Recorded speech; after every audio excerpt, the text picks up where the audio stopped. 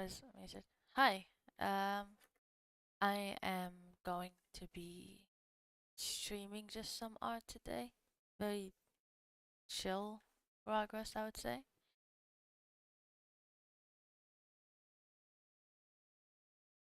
This will mostly be it. Just a very chill stream. Um, yeah. I'm gonna probably listen to some broadcasts right now. What should we listen to?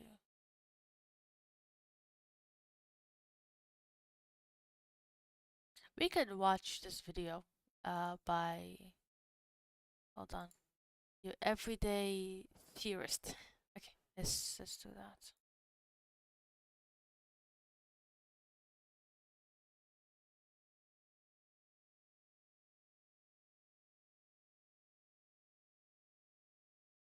Can we duplicate these?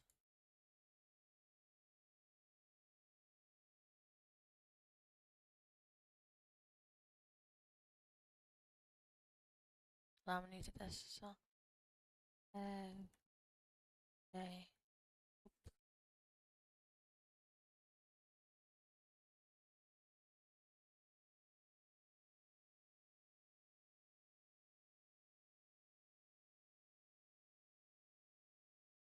Let me copy it.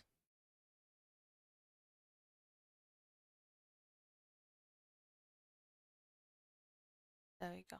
That's what we're listening to.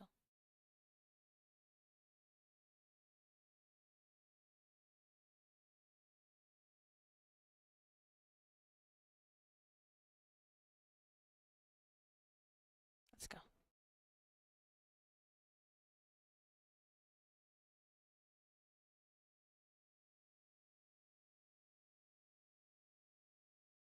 Nowadays, Yeah, you but can hear it it too. can manifest itself in all types of different forms. Maybe you've endured a bad relationship that's led you to developing some trust issues, or perhaps you've had your fair share of bullies growing up. Well, what about being neglected as a child to the point that your parents can't see you for who you are? I was a bit specific on that last one, but that's because it perfectly describes a short film known simply as Opal. It debuted on Halloween Day of 2020 on the all too famous Adult Swim. It was created by this man, Jack Stauber. If you've somehow never heard of Jack Stauber, he's famous for his signature sound profile. This very original, weird, and loud sound that seems to resonate with a ton of people. At the very least, you had to have heard at least one of these songs. Years falling down at the party. Saddest little baby in the room. But we're not here to talk about his other accomplishments. We're here to talk about this, Opal, a 12-minute short that, despite its small length, manages to pack an entire story and history of childhood trauma that has been pent up in this tortured, poor child. In the short, you get to see this character struggle to cope with a dysfunctional family made up of a complete narcissist, a dying smoker, and an alcoholic mother. The short begins with a quite nice piano melody that introduces us to the three main major events that this character will encounter throughout the entire short. These cigarettes from the old grandfather, the mirrors of the narcissistic man, and the pills and alcohol from an older woman. After showing us these three scenes, we fly through a window as we cut to a house on the other side of the street. Inside, we are greeted with a family singing a song to their daughter, who seems to be named Opal. The song is entirely about seeing their daughter, with each character saying one line about how they can see Opal. There she is. That's my girl. Hi, Opal. Opal is then given a burger and randomly decides to just dance with it.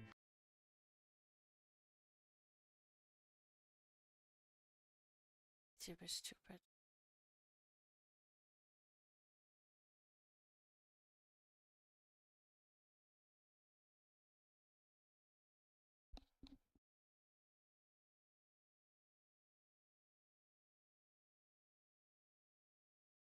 Okay. Presumably Let's keep on because she listening to doesn't know what this. to do with it. Now let's take a note of this right now because this will be important later.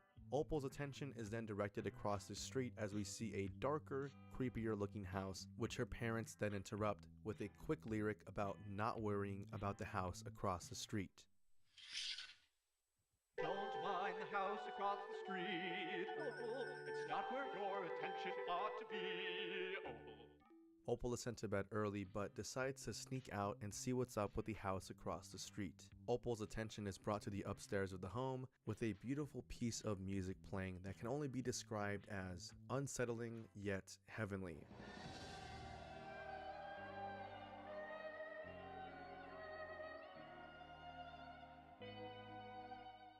As she makes her way to the front door, she is scared by a bunch of lights shining on her, which forces her to rush inside. This catches the attention of this blind man, asking her to bring her his cigarettes, noting the following. Claire, is that you? Come here, I need you to bring me my Very cigarettes. interesting Don't think video. about hiding them again either. I know it's you who's doing that. Then we break into an absolute banger of a musical number where the man begins to sing a song about how it must be easy to breathe on TV. And you know what? Why even explain it when we can just sit here and vibe? Tell me, why does it sound so easy to breathe on TV? I can't see why it sounds so easy to breathe. Unpopular here. We get more insight into the man as throughout the song we see his struggle with health as he uses television to cope with his current health condition, using cigarettes and TV as an escape from this drastic condition that he finds himself in. As the song comes to an end, the grandpa notes that this is not her granddaughter Claire, and this leads to Opal rushing out of the room as the grandpa is yelling at her to get out, leading to our next encounter. As she makes her way to the hallway, we see her attention brought to this doorway, which is met with the same beautiful music from earlier when we saw the window from outside.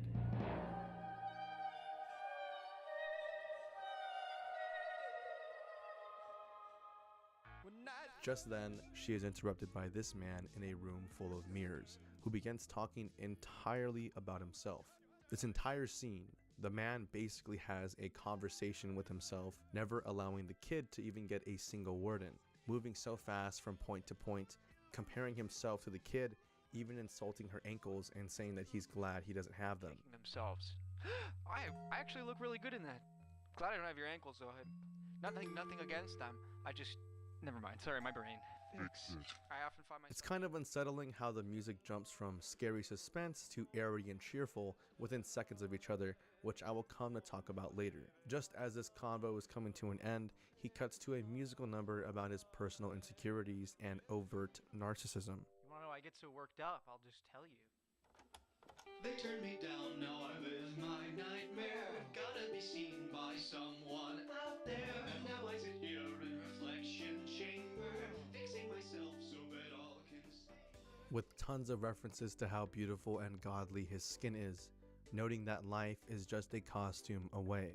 Clearly putting emphasis on the fact that this man has had some deep event in his life that has led him down this path of constantly being on edge about his physical appearance, to the point that he now sits in a reflection chamber, a metaphor on how caught up in his own life the father is. As this musical number comes to an end, the grandfather comes up, scaring Opal, which forces her to run into the next door, shutting it closed. A hand then suddenly grabs her legs, which appears to be from this woman who is clearly a drunk.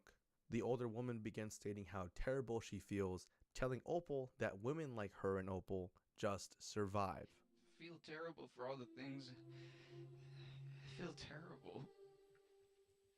You and I don't live, Claire. We survive. The woman begins singing a song about how she needs her little girl to take care of her. Mama needs a little girl to land on. Mama needs a little girl to fall in her arms. This scene then goes out of whack and Opal manages to get away from the situation, running upstairs to the safe haven that we've seen alluded to in the entire short.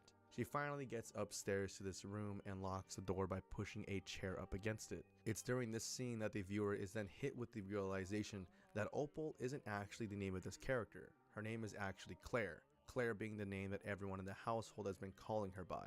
The name Opal comes from this billboard named Opal's Burgers, and on it we see the main family from earlier in the beginning of the short.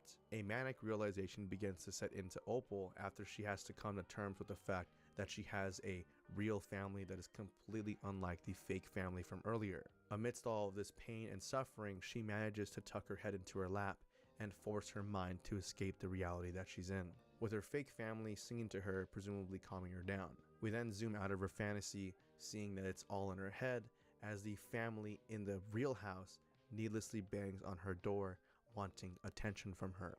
Zooming out so much, revealing that there was never a house across the street, further confirming it's all in her head. The amazing thing about this short is the small amount of details that add to the overall theme. Claire is the byproduct of a truly neglectful family. One of the biggest symbolisms in Opal is the fact that none of her family sees her. The grandfather is quite literally blind, so he's unable to see her.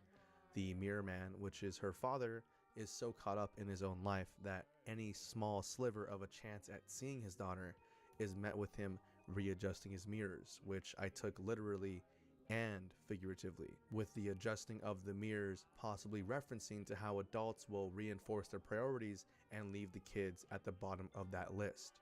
And then we see her mom, a deprived alcoholic druggie that doesn't want a daughter for normal motherly reasons. She wants a daughter that she can use as a therapist, someone to go to with her struggles, completely flipping the parent-kid dynamic on its head. Usually we see the parent taking care of the child, but in all cases of Claire interacting with her family, it's Claire taking care of them. She talks her mom through her obvious depressions and relapses. She gives unnecessary attention to her dad, who just talks to himself the whole time, and is constantly used by the grandpa just to get his cigarettes. While we're on the topic of the grandpa, watching the short film for the first time, this small line might slip past you. Claire, is that you? But watching it a second time, you'll realize that the grandpa genuinely doesn't recognize his own granddaughter, which is far more disturbing than the initial reaction you might see at first glance. And all of this has a drastically disturbing effect on Claire herself. She's so neglected by her parents physically that she is also clearly malnourished, as when you compare her looks to the kid on the billboard, it's almost obvious how not well fed she is. And what's more disheartening is the fact that it makes sense when you spill out the facts. Her mother is unfit to take care of her due to being an addict. The grandfather can barely take care of himself, so how is he supposed to take care of Claire? And the father only really cares about himself, so who is left to take care of her? No one. Even smaller details such as the way that she walks inside. The way that she walks inside the first time around, you might think that everyone in the house is asleep because she's basically tiptoeing her way throughout her household. Now, I relate to this on a super close level because I grew up with parents that I just didn't want to interact with because of how I was treated. You learn to step quiet to avoid the riot and chaos of having to deal with your parent or any adult that you're living with. In this case, Claire makes her way carefully throughout the house because she very much doesn't want to interact with her family. She just wants to make her way to her safe haven, which is her lonely room at the top of the house. This is why we keep seeing those sequences where this music plays. It's because that's Claire's only real way to be safe in her own home. She has to make this long, venturous journey each time she wants to go inside her house. And it shows. The amount of horror and shock on her face when any adult in the short chooses to talk to her shows us the amount of anxiety and social issues that she must have developed. And if you don't believe this, just take a look at what Claire's favorite pastime is. The beginning of the short begins with Claire with her fake family, but she's not in her room daydreaming. Based on the ending, we know for a fact that she's outside looking up at the billboard. And this little detail of the lights turning on is implying that it's nighttime and the billboard lights have finally come on. All of this means that Claire's favorite pastime is to walk outside of her house, sit down, look up, and fantasize about leaving her troubles that could be miles away. This is why Claire is in such a panic when the lights come on, because she doesn't want to have to deal with the reality of her living situation. Even when she's in her room towards the end of the film, she covers up the lights from the billboard in her mind with these burgers, using them to hide the fact that she's daydreaming about a simple burger joint. Seeing the kid in the picture with their fake family, wishing that she was them instead. And that's where there's even more disturbing details. I noted at the beginning of this video that this sequence where she dances with the burger is extremely important, and it is. That entire 2 minutes at the beginning tells us more than enough about Claire's current psyche. Let's take another listen to what each family member tells Claire in the beginning. There she is. That's my girl. Hi, Opal! Notice how none of them imply that they're trying to take care of her, with the grandpa not even saying anything besides hi. This is because Claire is so far gone in her relationship with her family that she just wants to be seen as a person. This is why when she's given the burger, she has no understanding of what to do with it. She is not aware that she's supposed to eat the burger, and she doesn't know how to be grateful for food because she's never been given the opportunity to. So she dances with it because in her mind, that's what makes sense. And what ties this entire message together is the beautiful musical number. We see you, Opal, your troubles are miles away. We see you, Opal. Stating how her imaginary family sees her, confirming the mental state that Claire is currently in. Now I gotta admit before I even move on, the only reason I really chose to make an analysis on this short is because it really spoke to me. This entire analysis that you're watching is coming from someone who endured a lot of emotional neglect growing up, and it still affects me today. And to be even more meta with it, it might even attribute to why I'm a YouTuber. Constantly posting stuff online and posting my opinions everywhere, trying to get validation for what I believe in, because I never got that growing up.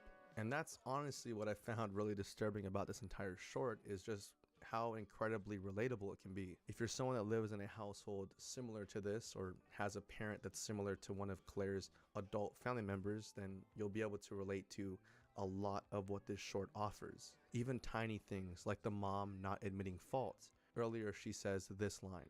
This gets so bad. I feel terrible for all the things. I feel terrible.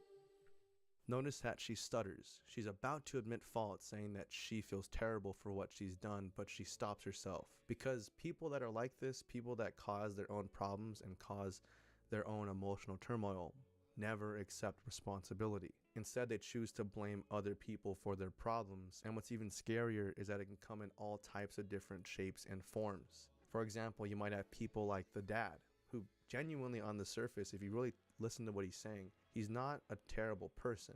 He seems like a very innocent man that went through some kind of event in his life, whether it was his wife beating him, as it kind of alludes to that in the short. If you guys pause during this sequence, you actually see what his real face looks like. And you also get to see later in the video when the mom's musical number is going off, you kind of see her hit the dad with something, clearly implying that there's more going on behind the scenes. But these households exist. People walking into their house not knowing what's going to go down, making this big journey. This 12-minute short is some people's lives, sadly to say. Some kids will grow up in households where every adult in their life just uses them.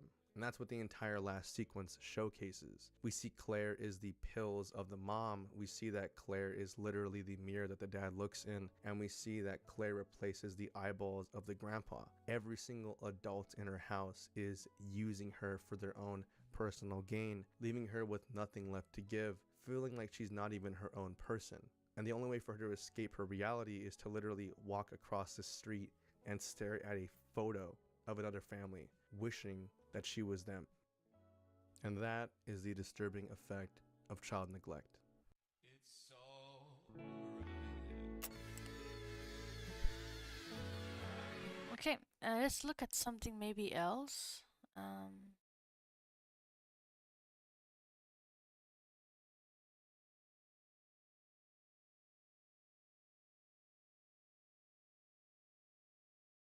Maybe we can just listen to some music.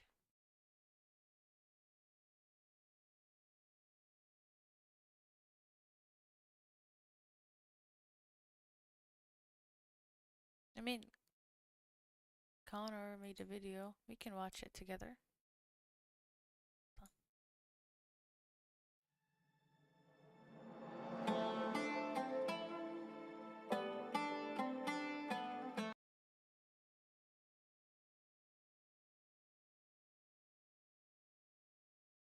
Actually, this is a very long video. This is like 3 hours and 54 minutes. Watch it later.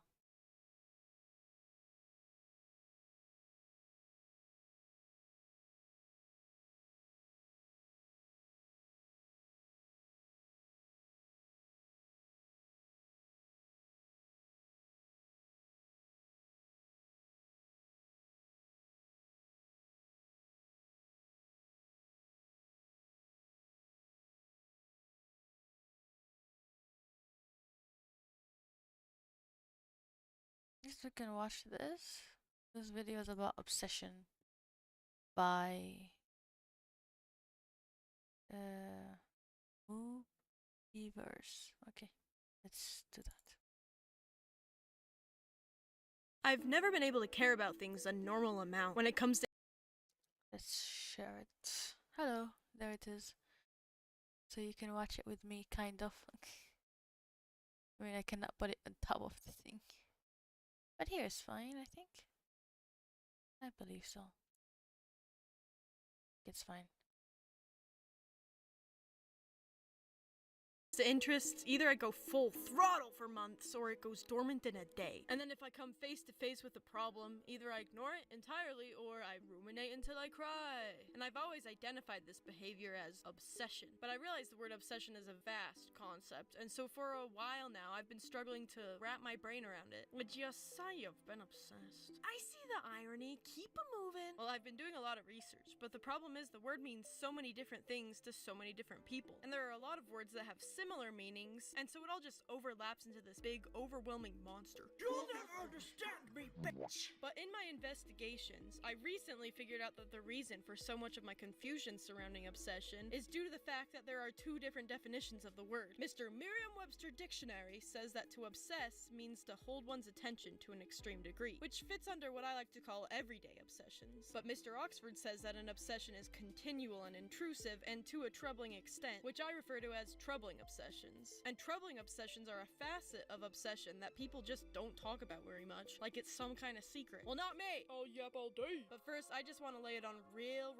thick that I'm not a professional anything. So this is just my experience and my personal understanding of the concept. I am not your oracle. I'm just a girl. Anyways, I'm not going to argue that either of these definitions should replace the other, but I do think it's a bit dooky that the word has kind of lost its meaning. The word came from the Latin word obsessus, which means to beseech. And like for real, that's kind of sick. And it really articulated how overpowering obsessive thoughts can feel. I don't know, pretty badass if you ask me. But over time, the word has been used so much that now the same word is also how I would explain me having too many stuffed animals, which I feel diminishes the power of the word because these are not the same thing. But it's to be expected. That's just how language is. I don't think anybody's evil for using the everyday usage of the word. I mean, I use it and will use it in this video. Plus, the line between troubling and excessive is what? Is blurry. And everyday obsessions can become troubling obsessions, and it's not instant oatmeal, it's gradual oatmeal. And that's what I experienced with my first crush. As a kid, for the longest time, I never really had crushes on real people, just cartoon characters, mostly girls, which my Mormon ass kept to myself. But then there was a new kid in school, and I didn't really care. But I found out all my friends were down bad, and so I became obsessed with him. Not because of anything that actually had to do with the guy, I was just obsessed with the idea of him liking me and choosing me, because I was a kid, guys. Cut me some slack. At some point it probably became a real crush, but I'm not sure really when. At first it was just something I thought about for fun. If I was bored in church or school, I'd daydream about him kissing me to a Bruno Mars song.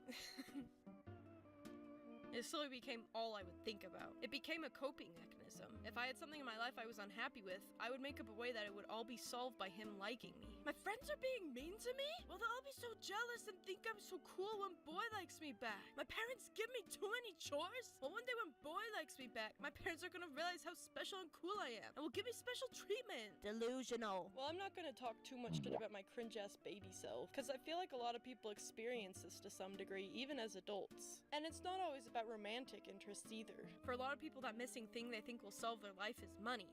Now, of course, for a lot of people, their biggest problems could be solved with money if they can't afford to take care of their basic needs.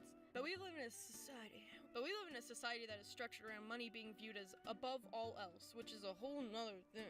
I'm not gonna start on that. But it means that so many people who actually have all their needs met are still obsessed with the idea of getting richer, because we are basically indoctrinated from the day we're born that money is the only thing in life that can make your life fulfilling and fun. And in these cases, obsession can be a form of escapism. Being distracted about how things could improve if your obsessions were to come to fruition is way easier than accepting harsh realities. It's tough and it's nuanced. And that's definitely what it was for me with this random boy I attached myself to. I was dealing with hard things and I wanted to feel fulfilled in life, and he was an easy answer to my developing brain. I only got over him because I moved on to the next distraction, and the next one, and the next one, and the next one, and the next one. But the thing is, whenever these people would actually interact with me, I'd panic. I had more fun thinking about them as a far-off concept than actually being around them, and so nothing ever happened with any of them. And the relationships I've actually been in have only been with people I've had normal, healthy crushes on. The obsessions did serve their purpose, and it helped me in the moment, but it definitely wasn't good for me in the long run. It really skewed my expectations of what relationships would be in my life. I thought that being in a relationship would just fix me, which is not a healthy mindset, nor is it fair to another person. Okay.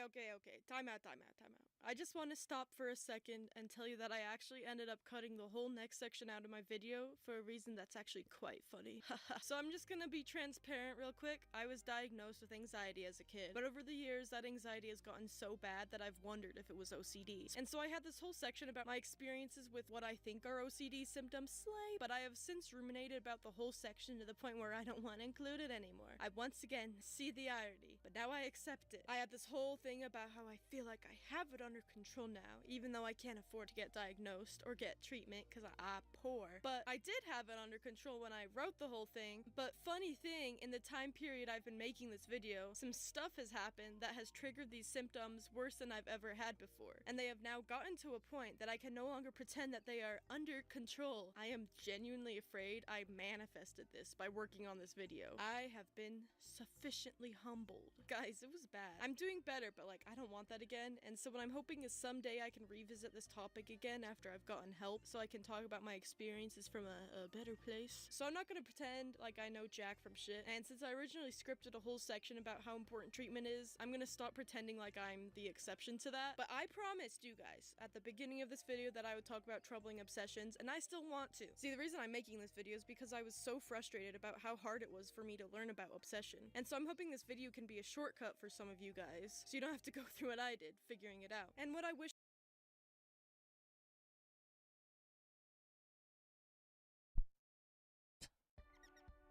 Oh, China ads. loves U.S. products, Okay.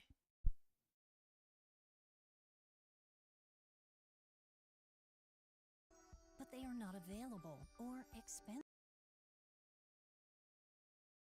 I knew the most was about intrusive thoughts. Intrusive thoughts have completely lost their meaning in many circles. For a while, whenever there'd be like a video of somebody like dabbing in a Target or something, the comments would be like, bro really let the intrusive thoughts win. But in reality, if bro let real intrusive thoughts win, he'd be on the news. Because intrusive thoughts aren't just like little goofy ideas you have. They're terrifying and disturbing thoughts that just appear unexpectedly. And when I first had them, they would start the worst like obsession spirals. So I'd be like at the Grand Canyon with my family, and then my brain would be like, what if I push that lady off that cliff? What the I don't want to do that. Okay, then why did I think about it? Why did I think about it? Clearly I want to secretly do it someday, and I want to do it because I thought about doing it. And someday you're gonna do it because you thought about doing it, but I literally don't want to do that. I would never do that. I hate that I thought of doing that. And then all of a sudden, instead of enjoying my time with my family, my brain is on fire. And even after I'd leave, I still wouldn't have peace because my brain would be like, what if I accidentally pushed her off the cliff and I forgot? Oh my god. And not understanding what they were made it so much worse. Because I'd actually been taught about intrusive thoughts in school and stuff, but when I actually started experiencing them, they were indistinguishable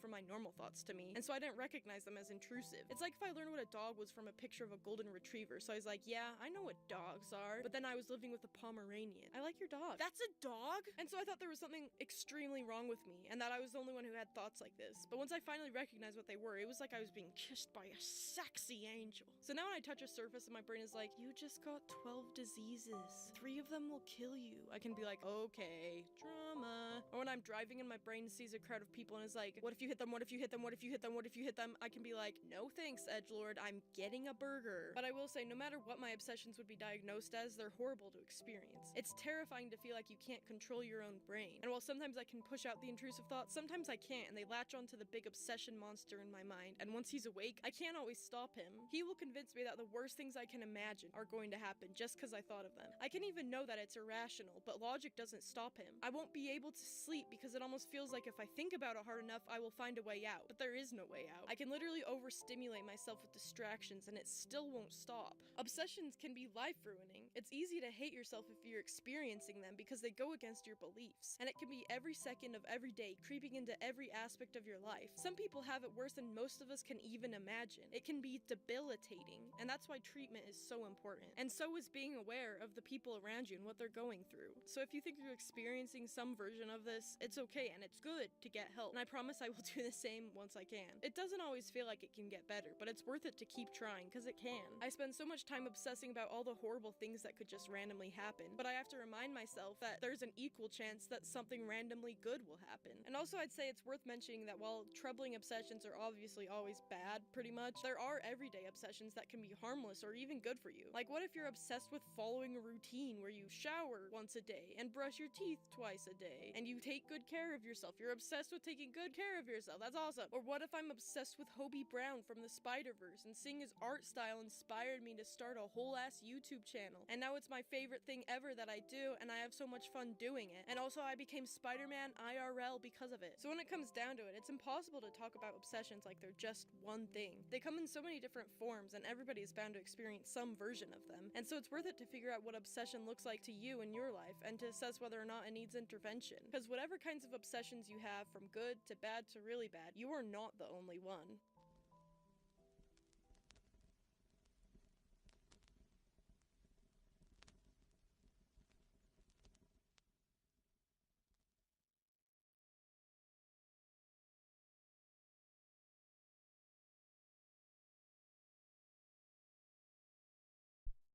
I guess we finished ads. And my cats, I guess.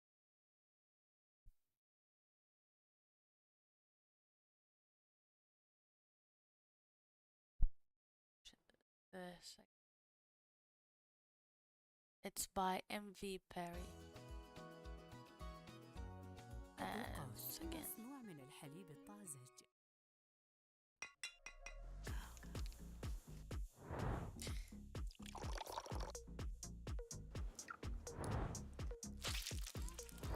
This is. I love some good old ads. Oh, though. yeah. What you like to draw says about you. Anime art. You're a weeb whose art sucks, or is ridiculously good. Furry art. You make a ton of money from commissions, What is or you're a this? cringe furry yourself. Realism. Your art is like a photo, but it takes hours to see the result, unlike a photo. Stickmen. You're a kid who's just starting out. Good luck, little bro. Not safe for work.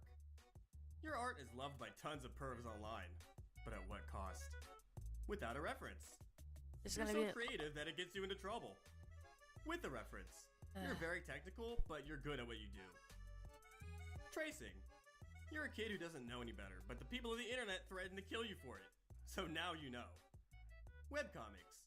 Your comics aren't very popular, and if they are, you're still not making money. Superheroes. You think of yourself as better than the anime artists, but both of you have ridiculously exaggerated anatomy in common. Cartoon style. You grew up on Cartoon Network and Nickelodeon. Still art. Your art is nice to look at, but you're severely depressed. Commissions. Some of the things you've been commissioned to draw make you question if it's really worth it in the end. Art challenges. You spend just as much time on social media as you do on art. Gender bender.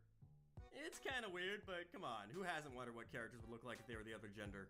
Masterpieces. Video is You not don't what I post thought it often, was. but when you do, It it's seems fun, but it's like not really what I wanted to watch.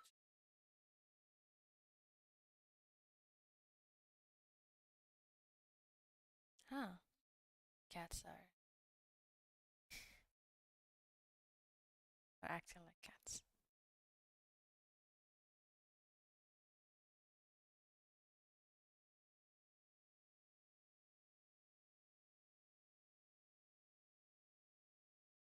could watch this.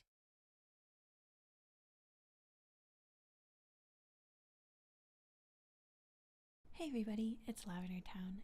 Are you looking for your true art style? One that feels really authentic to yourself without copying too much from your faves?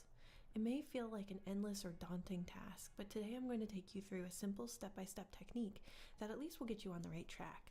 The first thing I want to talk about is how different even just changing your line art style can make your actual style look. So here I'm utilizing my art style, of course, but I'm going to line these 4 different ways, and you can see how much my style will change just based on that. So first, let's talk about monoline. This is a style of inking with absolutely no line weight. You might like this style if you like using a stabilizer when you draw. It also is nostalgic looking, as it has similarity to old Nintendo illustration styles and certain animations. Sanrio uses this style as well. You can still reduce the size of your brush for details, so you still get the benefits of different line weight without having to actually adjust it on the move. In traditional art, pens like microns and small sharpies work well for this.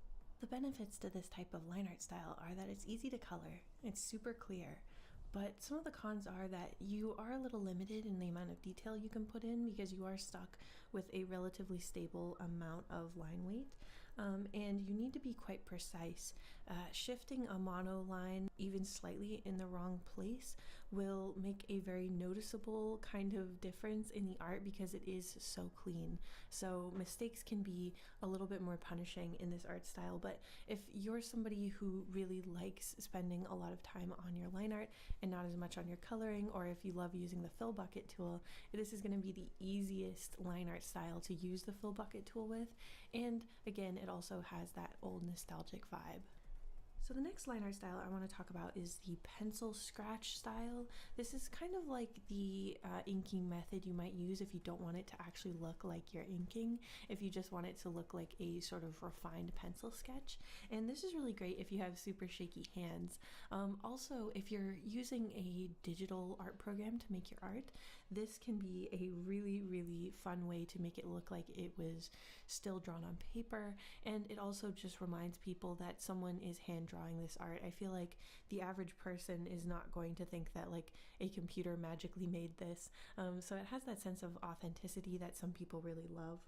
It's quite natural looking, and it can hide some mistakes and some wobbly hands, like I was saying, because you have so many passes over each line, and you kind of have like this ability to scribble in like hatching and kind of gradients with your pencil as part of your inking layer. You have a lot more wiggle room to make some mistakes and still be able to cover them up. This is really great if you are someone who gets quite distressed by mistakes and you don't want the art to really highlight that as much. It's not a very clean line art style though, and so if you are doing this digitally and you want to use the fill bucket tool, it is going to be a complete nightmare. Sometimes it's also seen as like messy or less polished than the other line art styles, so that's something to consider as well.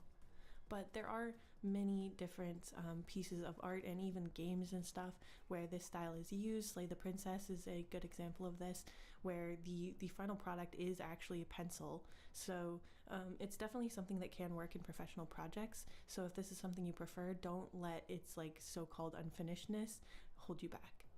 Next, delicate and skinny line art. This is common for anime art styles. The line art is precise, but it doesn't draw too much attention to itself, usually to make visual room for the rendered coloring that typically follows it. It often has a little bit of variation, but not a lot. This is the hardest type for me because I have such shaky hands, but it used to be my favorite. If you don't usually post just line work and value color the most, this might be the best for you. Genshin art and other highly rendered anime styles often use this. The biggest problems with this line art style are that it does show your hand jitters, probably even worse than the monoline, and like I said, it can't really stand alone as well as some other line art styles. Next, heavy variation line weight. This is how I draw most of the time. You can be expressive during the inking stage by pressing harder or lighter through each of the lines. This style of line art benefits from a scratchy and textured pen, though it isn't necessary. These lines can be really unique and convey a lot of information, but it definitely takes getting used to, and learning where and why to make a heavier stroke is both the fun of it as well as being a potential drawback for a beginner. In traditional art, this effect is easiest to make with a small brush pen or a nib pen, though you can do it with thicker microns as well. Okay, now that you've thought about and selected your line art style, we can move on to talking about your coloring style. The first coloring style I want to talk about is cell shading. A lot of first-time digital artists will be exposed to this first. Simply put, this is a 3-layer coloring style with flat colors at the bottom, a multiply shading layer over the top, and a highlight layer over that. Your shading will have crisp, hard lines, no smudging or blending required, and the end result is cute and shiny like a candy apple.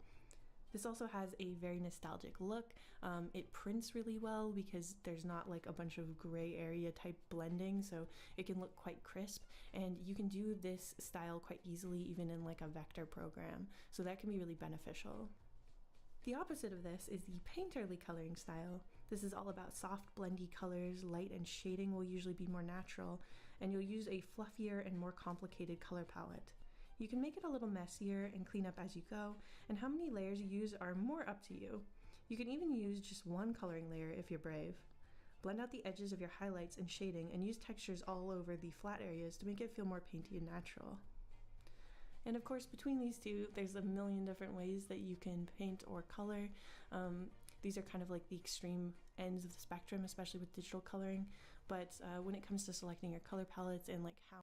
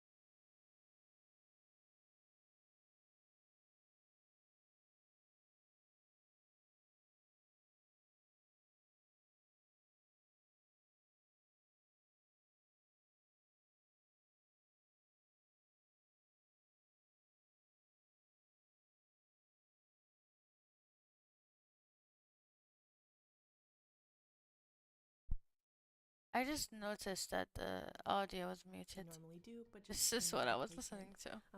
I'm going to do it with a couple different styles just to show you that it's really not that hard. And it can be so fun actually to see your style applied to a lot of different people's faces. This is just a great way to avoid same face syndrome. So first I'm using kind of like a more anime style, just these dark eyes with a very simple like line over the top, true like nostrils with a line for the nose bridge, and some light like lip lines and stuff. And as you can see, even though I've applied the same style to all these faces, they look very, very different. Next, I'm going to do something a little closer to my own style, obviously a very simplified version, but I'm going to draw, a big circle eye with a much smaller iris. I'm going to use like my traditional way of like doing shapes for the noses, and then just a very simple line for the mouth. And again, like these characters look wildly different, but also they all look like they're in the same style. This is just such a fun way to make sure that you're actually able to do this, and so you don't get stuck with same face syndrome or drawing the same like types of teenager characters and not being able to draw anybody else. For this last one, just to show how extreme you can get with it, I'm using kind of a very stylized sort of, they kind of look like little clowns, so I give them a little clown nose in different shapes. I'm giving them kind of these rounded teeth, and then each of their eyes is just like a totally different shape. And again, they all look like they belong together, right? Even though they have wildly different facial structures. This is something I highly recommend doing. I wish I had known this trick back when I was first learning how to do my style, because I felt so stressed whenever I had to draw someone who wasn't like a skinny teenager, because I didn't know how to apply my style to anybody other than like kind of like 3 very similar looking types of people. And this is just a great way to do it. It's even a good way to design your characters if you know kind of the vibe you want to give off or like their age. You can just use this like marker technique in order to make like a very simple structure of their face and then apply your style over top of it. Let me know if this helps you guys out. Here's some things I really want you to remember when you're trying to figure out your true art style. The first is a cliche, but it's really true. Comparison is the thief of joy. There are so many amazing artists who have completely different art styles and skills. You don't have to be good at everything. I would never ask this artist to draw like this artist, or vice versa. They're both amazing even though they specialize in totally different things. This is why finding your art style is so important. It's like making a little home for yourself in the neighborhood of the art community. And that's the way you should really think about it. Because instead of like looking at somebody's art and being like, man, I wish I drew exactly like that, or I wish I could draw exactly like that, you need to think about the fact that we're trying to not make like a cookie cutter suburb in our little art community. We're trying to make a series of little homes that all have completely different structures but all look beautiful together. You actually want your art style to be more unique so that you can actually stand out. And so when you appreciate another person's art, try to remember that it doesn't like depreciate your own art. It doesn't make your own art less special. No matter how beautiful their artwork is, you're just another house on the lane, and you don't want to look just like their house. You don't want it to be a cookie cutter suburb. You want it to be your own little space that belongs only to you. The other more difficult thing to talk about, but very, very important, is this. If somebody hates your art style, it's probably interesting. Unfortunately, I've seen a huge influx of bullying and negativity in the art community lately, especially on TikTok and Twitter. But the truth is, if your art is unique enough to draw someone to insult it, you might actually be on the right track. People often resist stylistic choices that are unique because they aren't used to it, but what they are used to is mainly corporate, advertiser-friendly, easily sellable art that will never be the next big thing. Adventure Time looked really unique and simple compared to everything that was coming out at the time. Invader Zim looked noticeably different. Both of these styles have extreme stylization that flies in the face of anatomy and the tastes of the time before them, and yet they changed animation for years after. So if people are calling your art style weird, don't jump to change it for their approval. Keep exploring and see where you get. Especially when you're in that intermediate stage, that kind of like ugly duckling stage of finding your style and still learning the basics, it is possible that your art will look weird. Like it will look genuinely like unappealing to a lot of people, but that's because your art style is still growing. And if you try to like shave off its edges before it's fully matured, you might lose everything that makes your art style special. So please, please, please keep this in mind. And if you see an art style that you think just looks totally ugly and you're seeing it online, please don't comment on that person's art and insult it.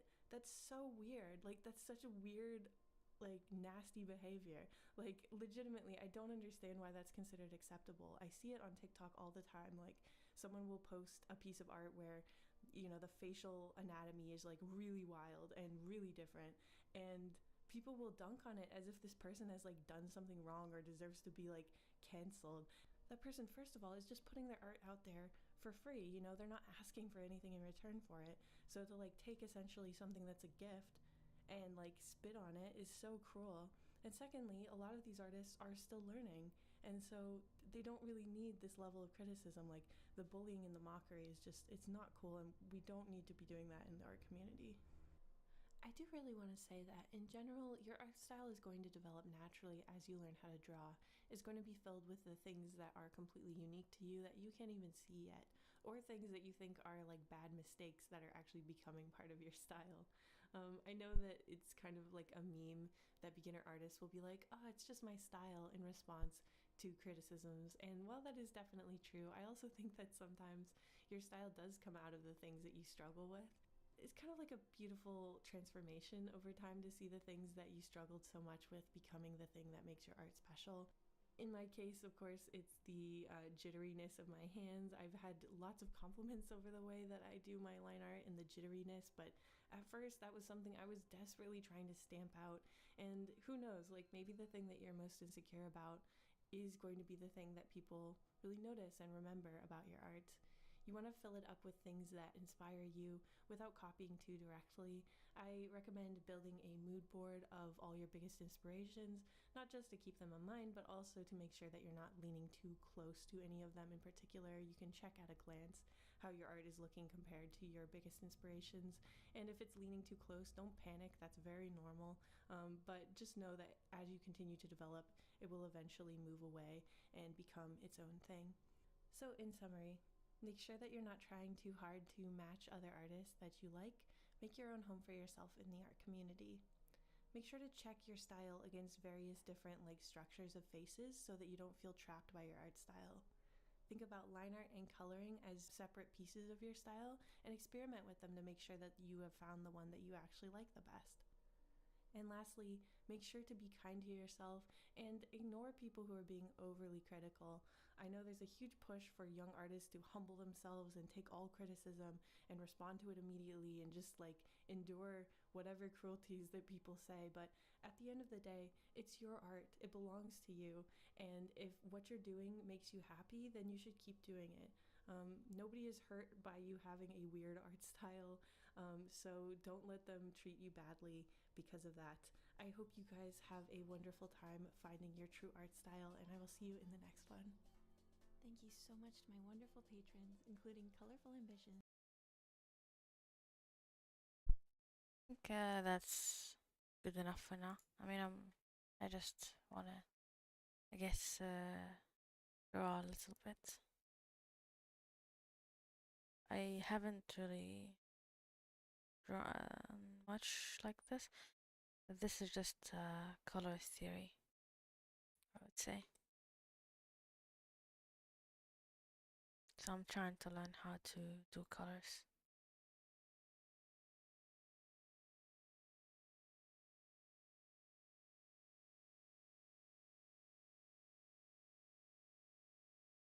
Uh,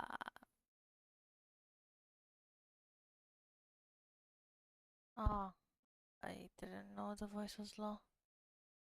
I did stop it, so I'll increase it next time. Thanks.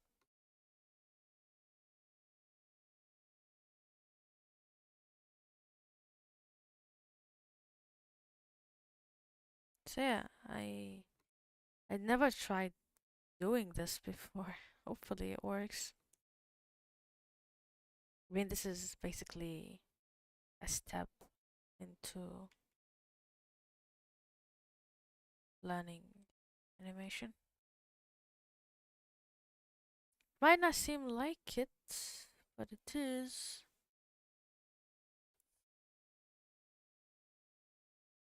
I feel like, in my opinion, I need to improve generally my art um, to make it work out. To in general, so I can make better animations. But my art is a bit behind when it comes to progress, I guess.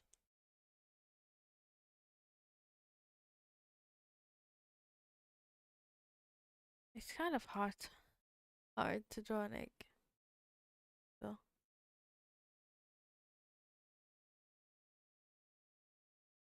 I mean, this is like one of the simplest stuff I could draw. This is why I'm going with an egg.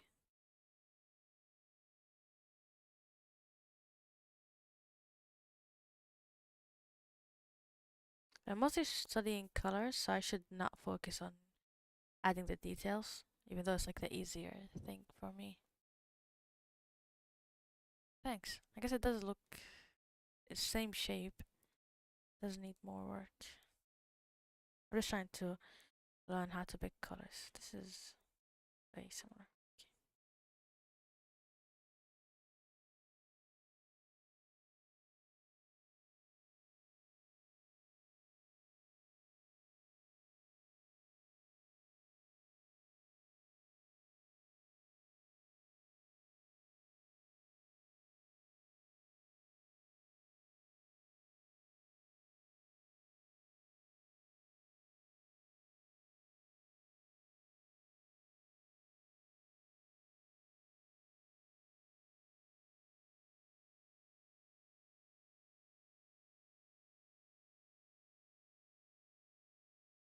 Just color study, study, study, study.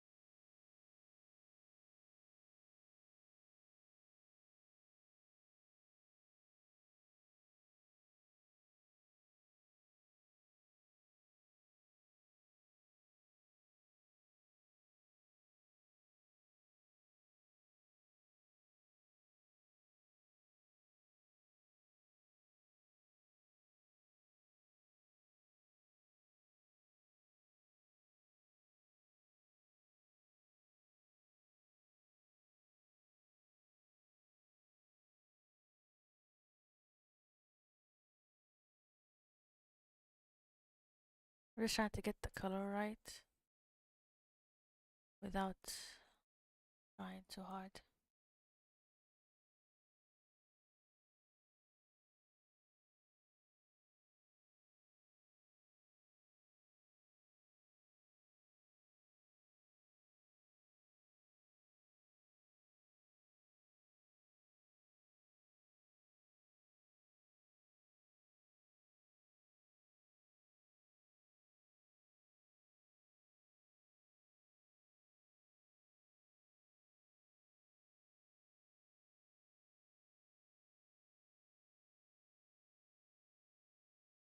I just changed my keyboard, so it's a bit harder to use.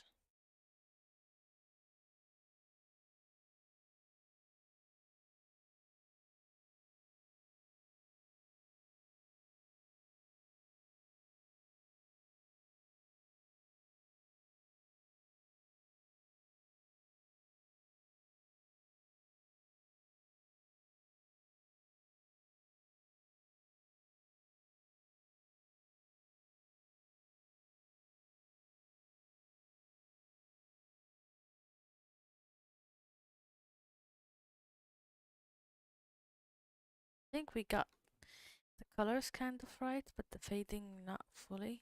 So there's just a little bit more fade into this. Like that.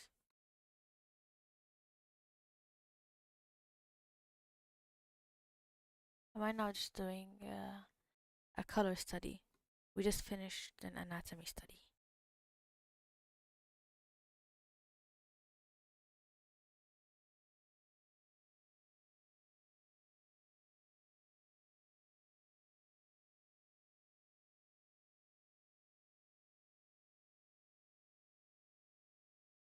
We did fuck up the lower part of the egg a little though. So we're gonna fix that. So.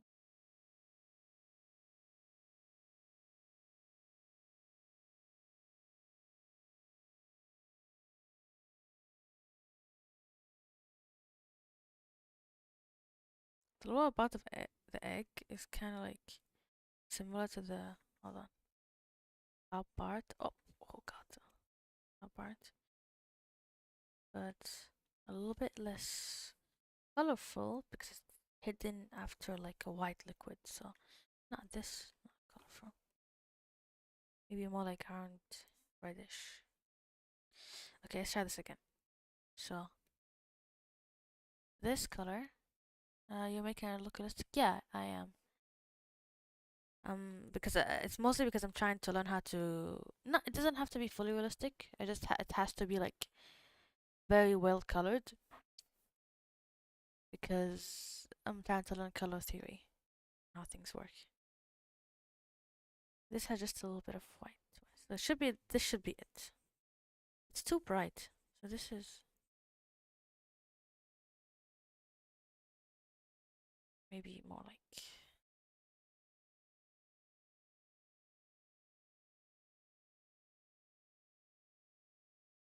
I have to do it without picking up colors.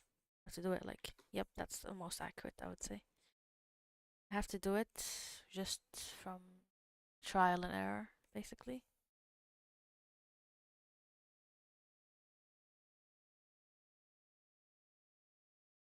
I think this is the most accurate.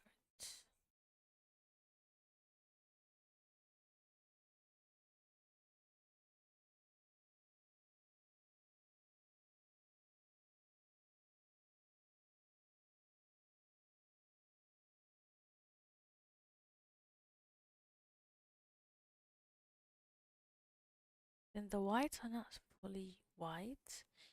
I would say they're this color. Yeah.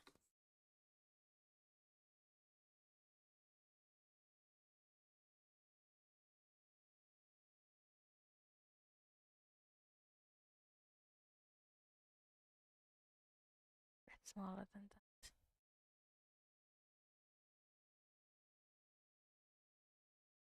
The thing is, when it comes to coloring, what really makes a difference is how, like, being confident in the darks and lights. So, like, if you add a light color, go bright with it. Don't go like a bit like basically anything else, because it becomes a bit less like there's not as much contrast, I would say. And do you want contrast when it comes to art? So yeah, this seems a bit accurate. Maybe a little down, a bit brighter. I'm just trying to do it without like picking up colors, so I can do it later on my own.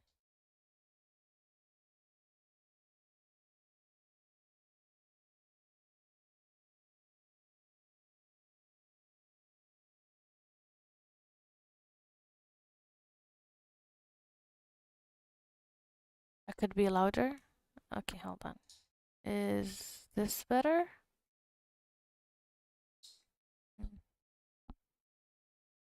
Thank you for saying it's impressive.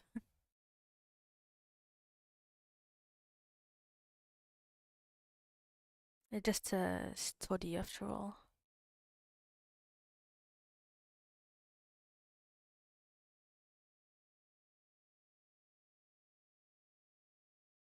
Is this better, the voice? I think I like this brush more than the one before. By the way, these brushes that I'm using are Cole's brushes. Cole Hairless Cat. Yeah. I was like, I don't know, I'm new to this program, so might as well use already made brushes. And I'm glad I chose theirs. I love the sketch. There's many more that I should try out, but I haven't really gotten into. A bit more? Okay. Maybe this. Is this good? I made it the highest.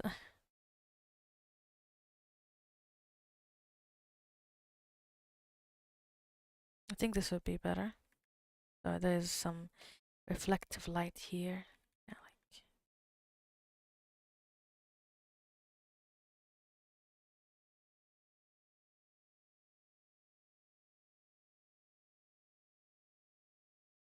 I mean, this is kind of close.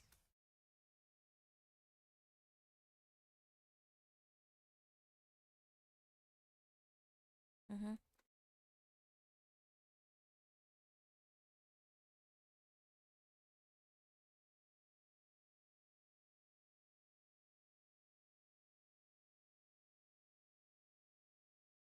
Okay.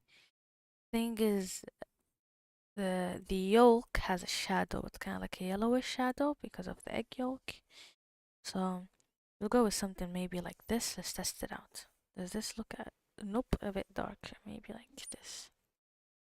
That's too dead. Yeah, we're getting closer. No, a bit more orangey. Yeah, this is very close, but needs to be a little bit brighter. Yeah, this is not it. Hold on, let me just take a sneak peek. That's so different than what I had.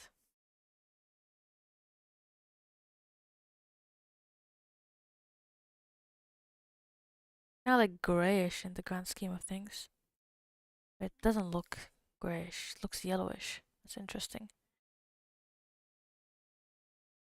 So the way I did it, I was taking this color and I went a bit down to try to match it. But it's more like here and more like here. A bit brighter, more redder. So kind of like this. Yeah. The way I'm gonna do it is a bit of a cheat because I don't want to repaint it. I'm gonna do this. So hold on. I'll go under.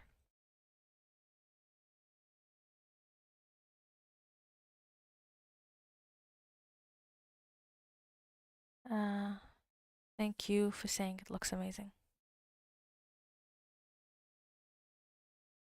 Then I'm gonna blend it out, I think with the normal blend. Hold on.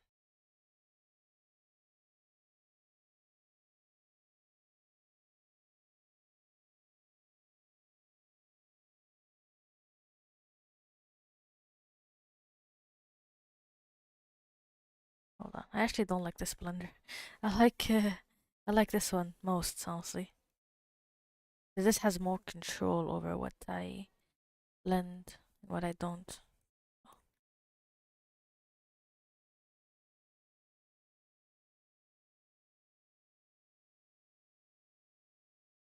It's whatever. Okay. I think this looks very good. The color kind of like goes into here and a bit into here. Right? So it's kind of like that. Then to make it look better, we're gonna, let's go down. We're gonna take this color, take one a bit darker, use this brush and go with a very small setting, like maybe like this, and we're gonna simply just outline this. Very simple line, maybe a bit darker here. Like that. Like that. I think this looks starting to look accurate. And then we add light. This light is gonna be a bit more white, I think. This color theory is really fucking fucking us up. So a bit more. It's gonna be like this. No, this is too big. Like this. A bit like this. Going into this. Here.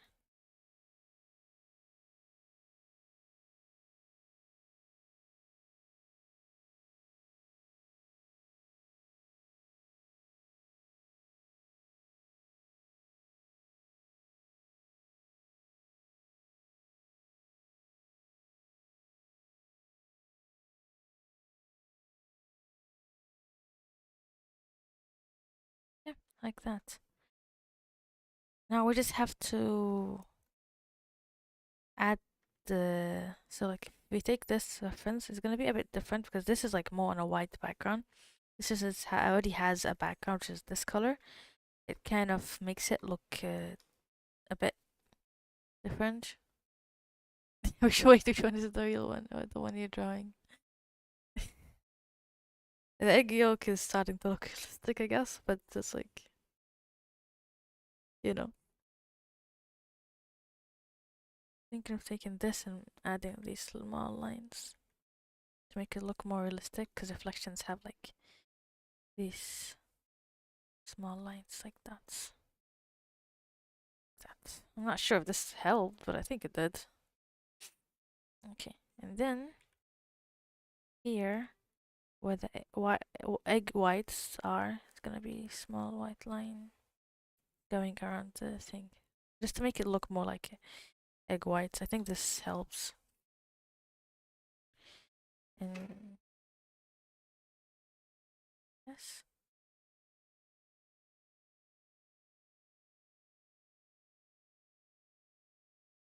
Okay.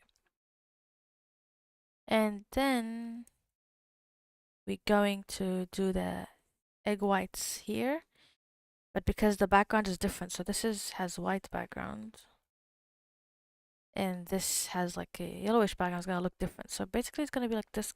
I'm assuming right now because I'm still learning. The way I'm gonna do it is I'm going to choose this color and add a yellowish tint on top of it, but yellow and red becomes a bit darker, so it's gonna be like around this. This is the color I'm assuming is gonna be it. Let's test it. This is very close from here. It does need a little bit more light because it looks grayish. So this is the most accurate here. So it's like around here. And if we just put it here, and in the corners it has more light, so it should look like this. Nope, I got that wrong actually. It should be a bit more like this. Even that is wrong. Thank you. I still don't know like how to go about it. Because again, I'm learning with you guys. this is like, it's around the same position where I am, but it's such a big, it's like such a small difference that makes such a big difference. You know, like this is more to the right. This is the same place, kind of doesn't change much. This is again, so this is should be, this is like same as this, a bit more live, so a bit more to the top. Yeah. And then to go more there, we should have this, which is, it's the closest we could get, I would say. Let's do that. This is mostly the reason why this is looks very orange on this corners is because of like what was it called, ambient occlusion. So this is why it looks very orangey in these sides, even though it's like, it doesn't usually need to look like that.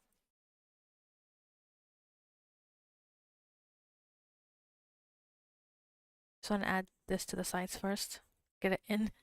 I think this, it doesn't make a difference really. Okay.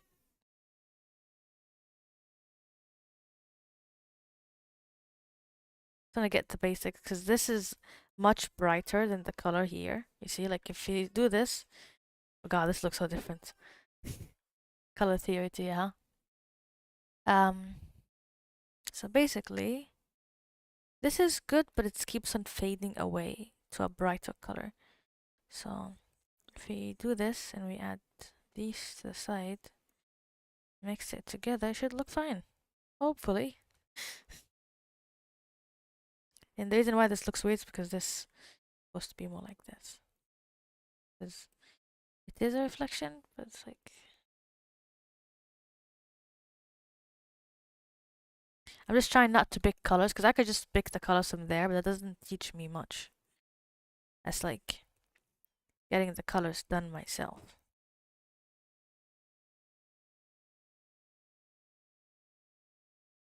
So let me test it again. This is very close. It's not the same, but it's close. I don't know how to figure it out. But here, it needs more life because it looks gray, which means it should be a bit more like this, I would say.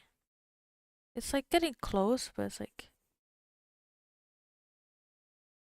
still needs a little bit of this.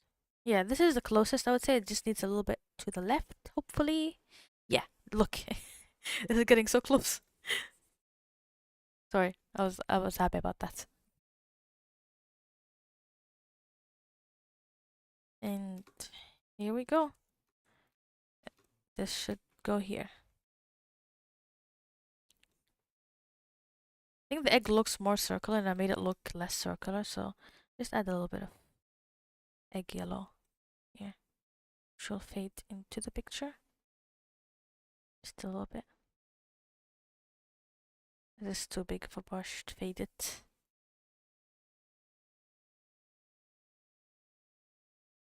There we go.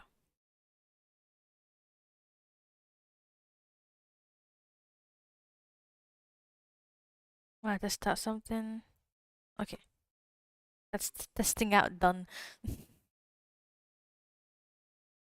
Just add this here. Trying to get the shape right a little. Make sure.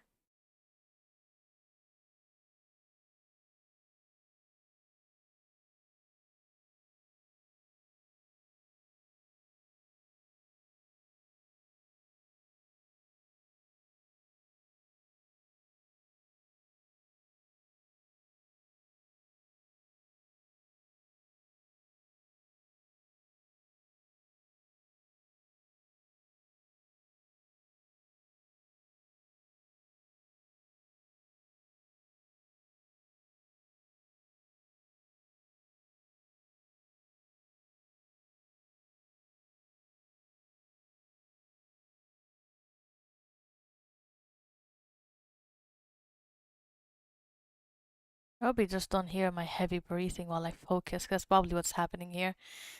I think the difference between this and this is like more pinkish, so it looks more like. I mean, this is an assumption. No, this is too wrong. Maybe a bit higher, like this. This is like here. So if you go here, it should be like here. And if you want here, we need to get something a bit darker. So maybe, nope. Let's do this. Oh shit. I lost my color. Can I take it back from here because I lost it? I think I'll cheat with this one. No, actually, fuck, I cannot cheat. I'll do it myself.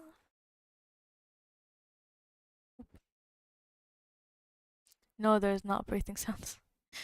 It's good to know. Okay.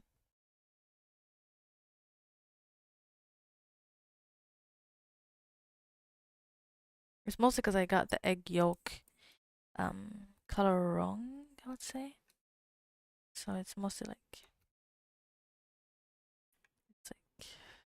yeah. It kind of looks like ham from the inside. Okay.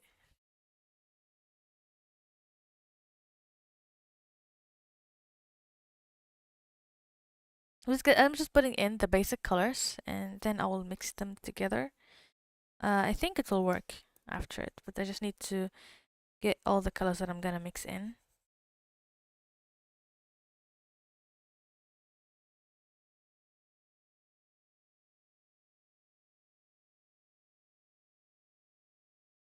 It's just very hard to make egg yolk look like egg yolk. Because this is so similar to this, even though, like, look at this. This is a different color. It's yellow and it looks so similar. Okay, and then we're gonna add the shadow. So shadow should be like around here. Oop. Sorry, I got a new keyboard, so my buttons are all like messed up.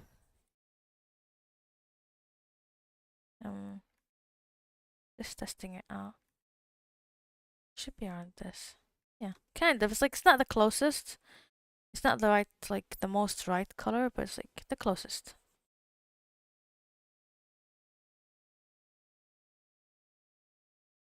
I think the more I do this, the better I'll get. So it's all good for now. Okay. Now, because I'm mostly doing color studies, so there's not a lot. It's supposed to be a lot of detail. This is why it's like. This is how it works, and this color also should. Oop. Just press Windows again. This color should go like this. Right? And now it's time to mix. Mix, mix, mix. I think this will actually work out. If it doesn't, we will learn from it.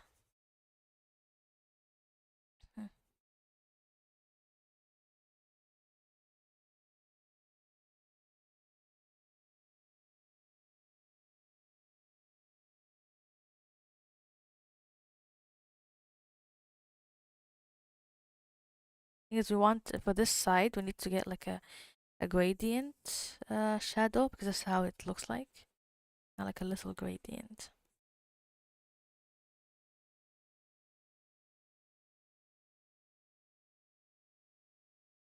I think this is accurate. I mean, the egg yolk though. Something is off. Okay, let's add the color white. I think this is white. I don't think it's anything else. Actually, no, it is like pinkish.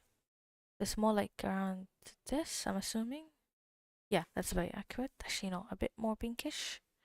Like this. Yeah. It's very accurate, I would say. It goes like this. And this worked, kind of. I would say the issue is that this side, in my opinion, is very close to this side. So it's like, it kind of should have a hint of this color here. The way we could do that is by adding a little bit of color here. And adding it. Like this. Right? So this should be the exact same color.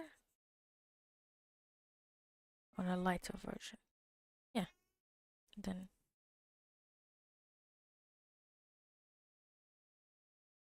we add the layer of this like that. That should make it work. Let's see. We still didn't mix this part, so it's also a different thing that could affect it. Does this work? I'm not sure. You guys can tell me your opinion too. You think it works or not? I think it does a little.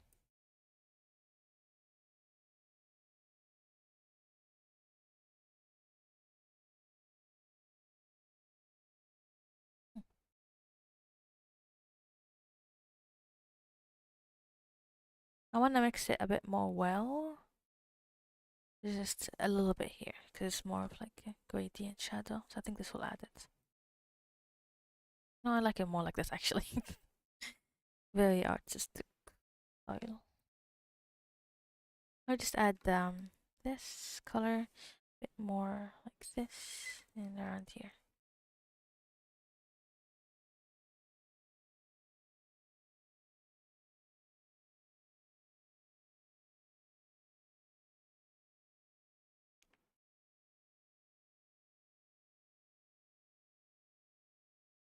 Okay, see ya.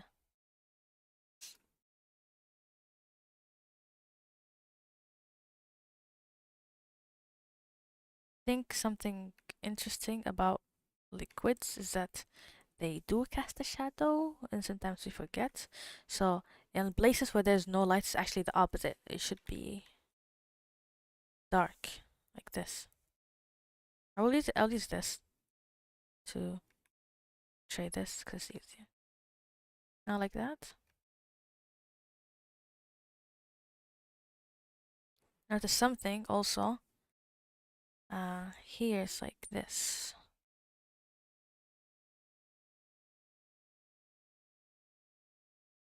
It's more like that. It kind of melts actually together. But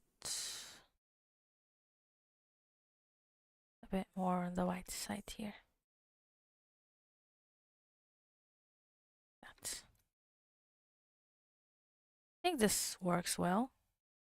It looks similar, I would say.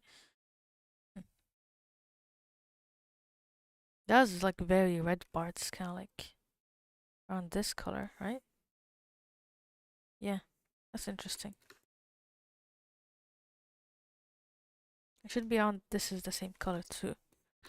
I'm not trying to learn texturing today, so it's mostly gonna be just colors. Also, let's make this higher opacity, please. Okay. Mostly gonna be about learning colors. So, yeah, I love adding textures, honestly. Maybe if I want to add it later, I could. But for now, it's just that.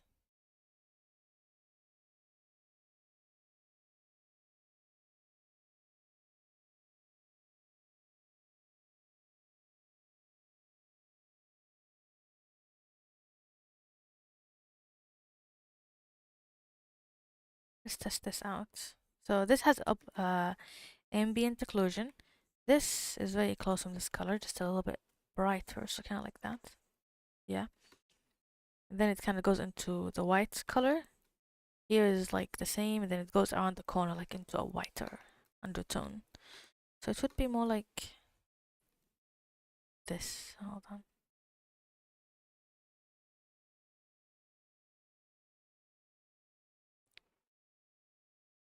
I did get the color of the egg shell a bit close.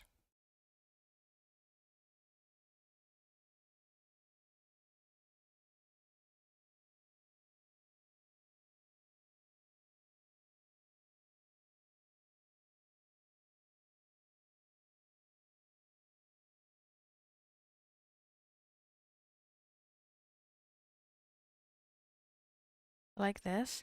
We can add the texture later. I don't want to add texture right now. You just clean up the egg.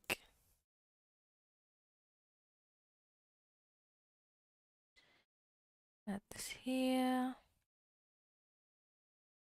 Easy peasy. God, my eyes burn a little.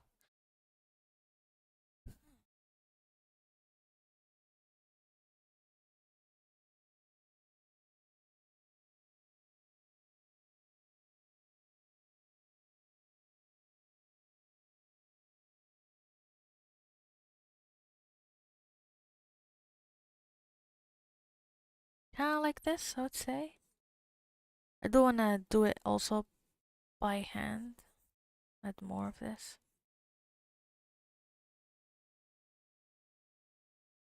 Let's do that.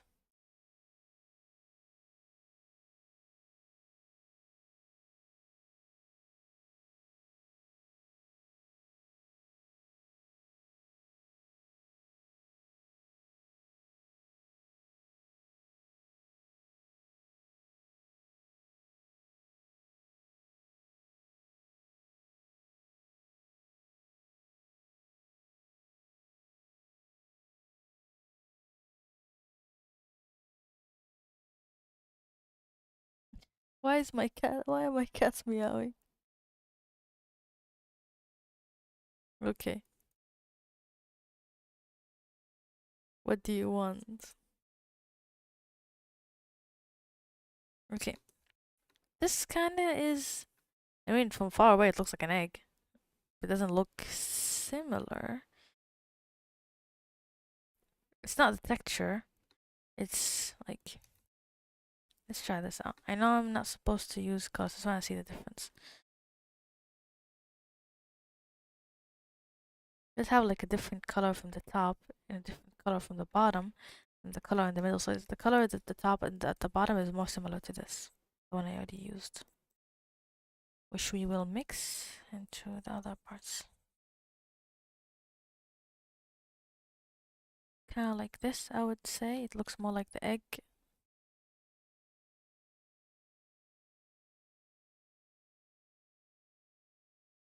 And here, this part is the same color as this part, actually, like here.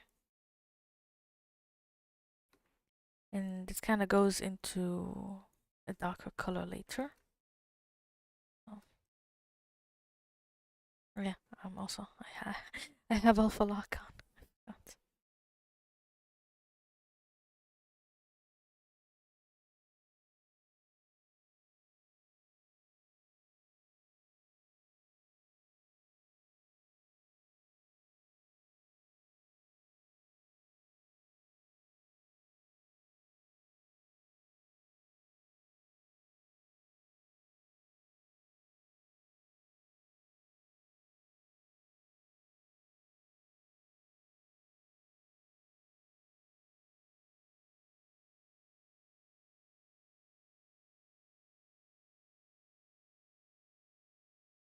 Oh, welcome back. How do you think of the egg so far?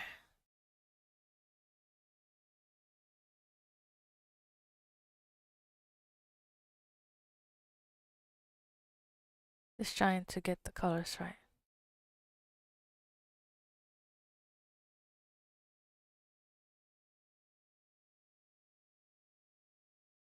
I'm not doing texture today. I keep on repeating it because I really want to do texture today. I just didn't, I guess, get into it.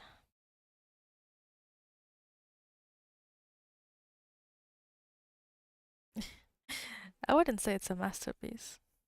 Thank you.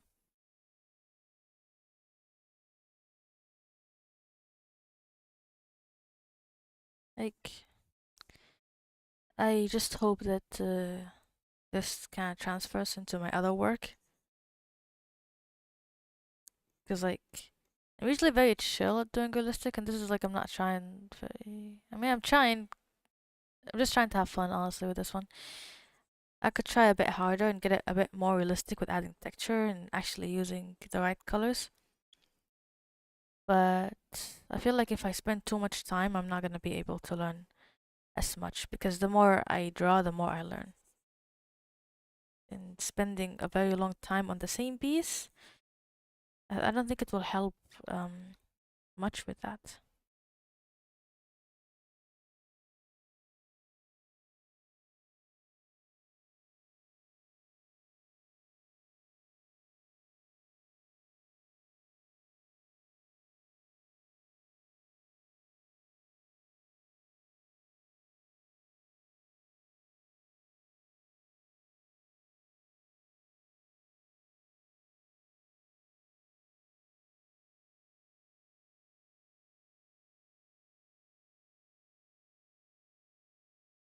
Kind of. Just needs a little bit more.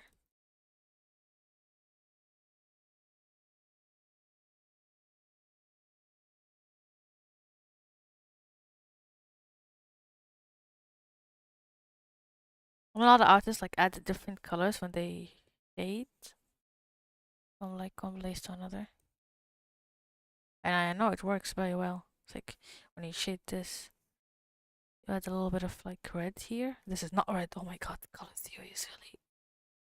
Yeah, but this one is something like this.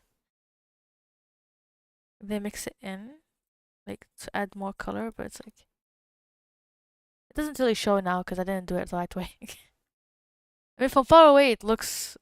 They both look like two eggs. Just one of them is more colorful.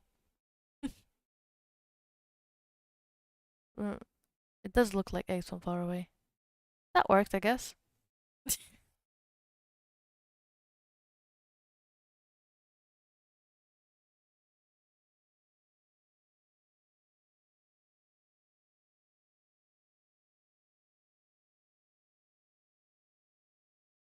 Hmm.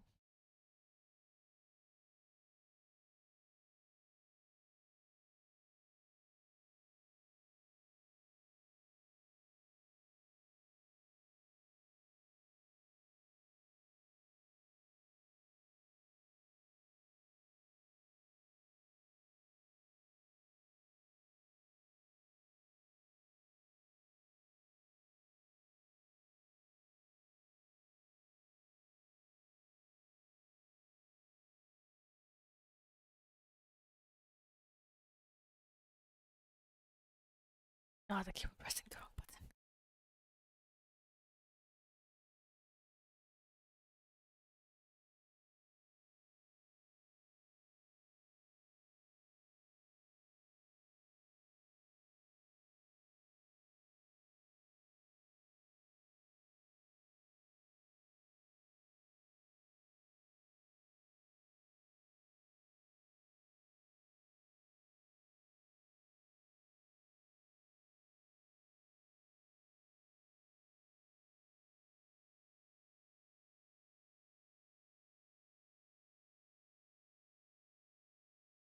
I'll try out something.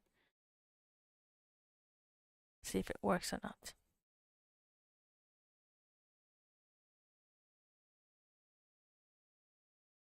To me, it looks like that. Oh, it worked! I actually like this a lot better.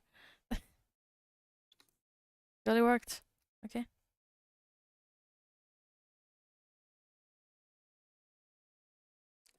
Stop pressing the wrong buttons.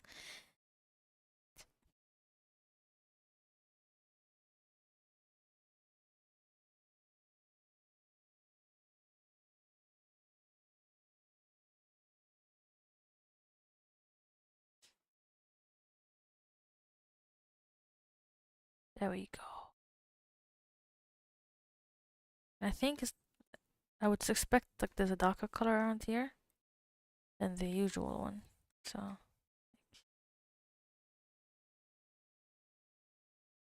it should be a bit more like reddish and a bit down here. I think it's more like this. Okay. Then mixed a little bit with it. Gives it this kind of cool shell color. Yeah, this works. I have an egg. uh,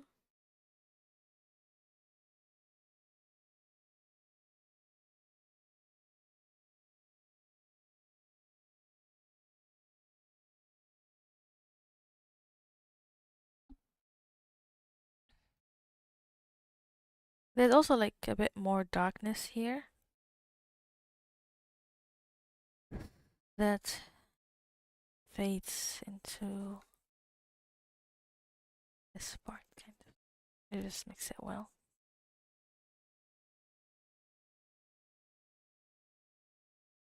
A bit more actually, like kind of more like this.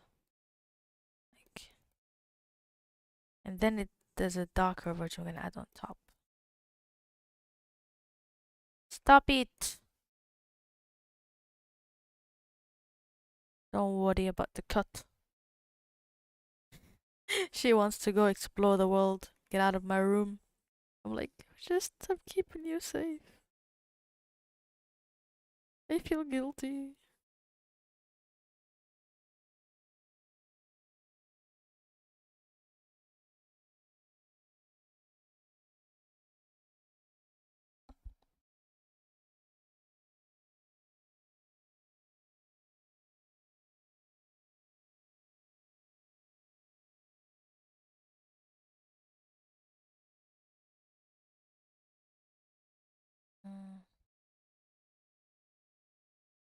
Okay, I'm probably gonna finish this egg and go.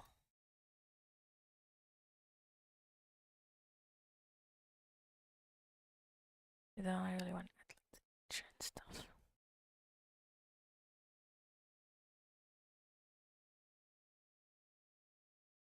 I just want to color for today.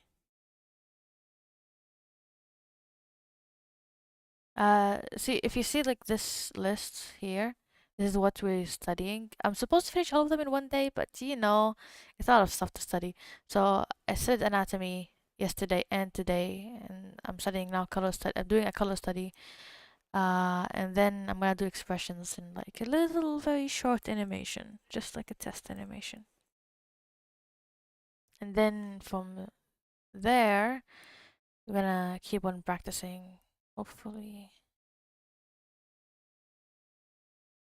often. Hopefully.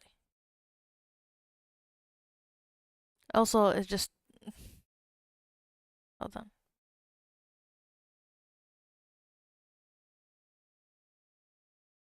So thank you. Thank you for saying that. So, and then we add like a little bit of a darker line. Not that much dark, just a little bit darker than what's above. So it's gonna be like this and a bit more like this. And then we add a very simple but very honest line like this. I know it's like not the best way of doing it. This I think gives it. No, it doesn't work actually.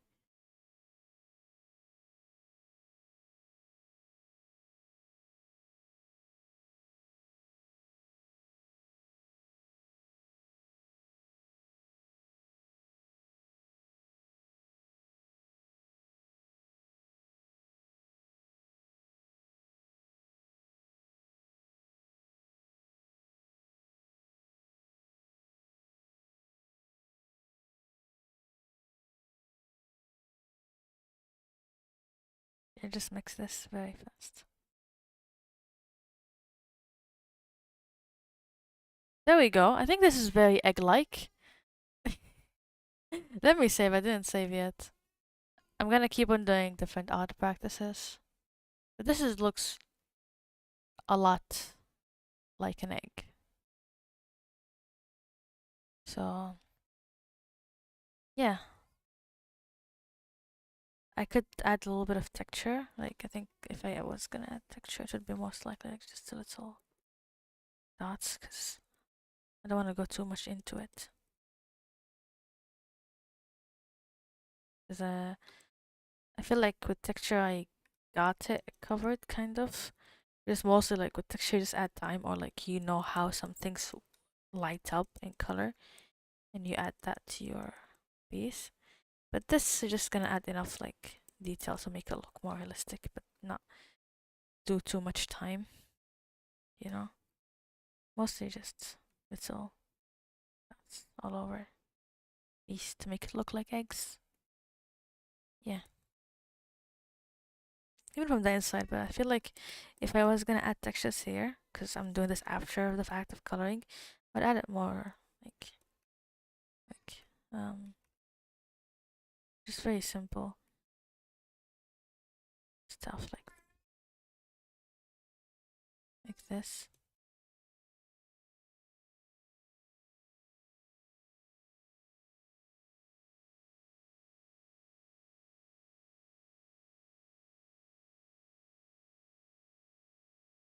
That's how I would add it. I mean, just very simple lines.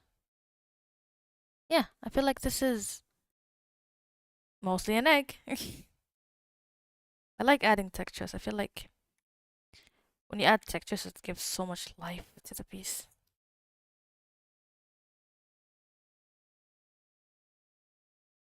Which is basically what you kind of want. Yeah, I tried my best to do it without like picking up colors from here. And I think it's mostly accurate, but it's not like... This is very good. But this, yeah, not the best. Even though I tried. And yeah, I guess this is an egg. I kind of wanna add a little bit more details. But hold on. Let me just get one thing finished though.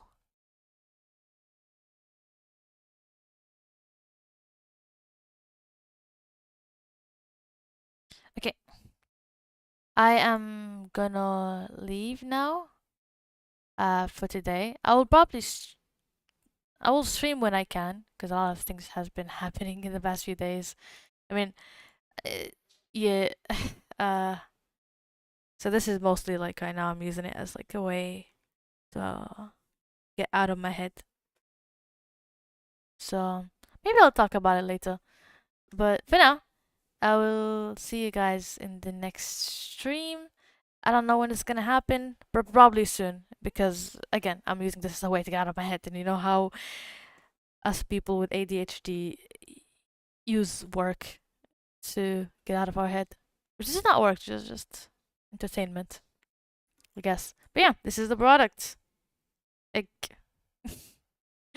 Okay. I'll see you guys later. I hope you enjoyed the stream.